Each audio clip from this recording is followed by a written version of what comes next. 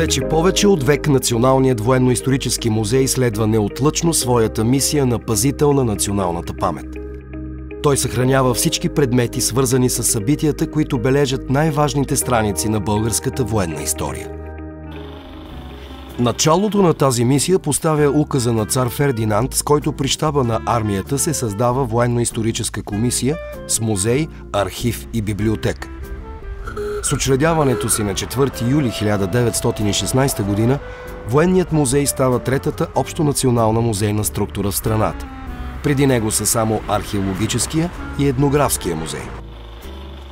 Първата си експозиция музеят открива през 1937 г. в сградата на така нареченото Софийско офицерско събрание на улица Московска, номер 15. Многобройните евакуации през Втората световна война и особено по време на бомбардировките над София спасяват фонда на музея. Така през 1949 г. той е преименуван в Централен музей на Народната армия, а година по-късно е преместен на булевард Генерал Скобелев, номер 23, където е открита и нова експозиция. Името, под което е познат в наши дни, музеят получава през 1968 г. заедно с статута на национална институция. А през 2001 година се мести на улица Черковна, номер 92, където е и до днес.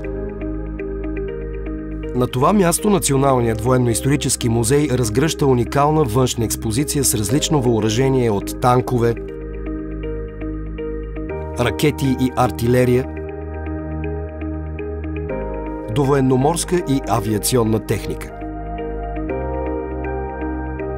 В изложбените зали на музея могат да се видят хронологична експозиция с близо 30 000 артефакта, свидетели на българската и европейската военна история.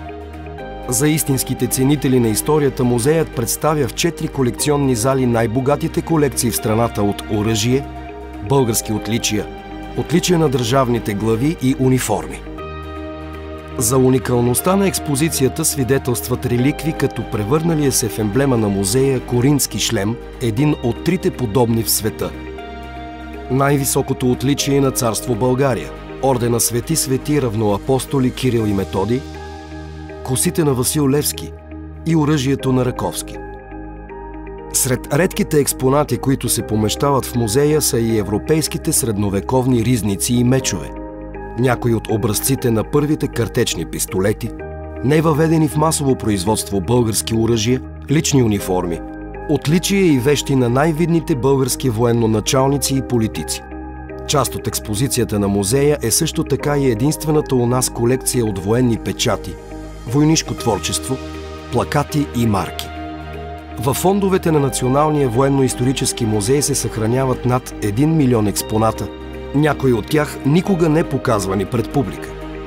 Други пък са толкова ценни, че са вадени от трезорите и излагани само при изключителни поводи. Музеят притежава и една от най-големите колекции от изобразително изкуство в България – живопис, графика, акварели и скулптури. Сбирката на Военния музей може да си съперничи дори с големите художествени галерии у нас. Огромният брой и разнообразието на експонатите, съхранявани в музея, са не само част от националната, но и от европейската и световна културна съкровищница. Чрез тях от хранилище на културното и историческо наследство, той се превръща в едно истинско обществено средище за традиции, култура и образование. Националният военно-исторически музей е пазител на историята на героизма и любовта към Отечеството. Истински български храм на безсмъртието.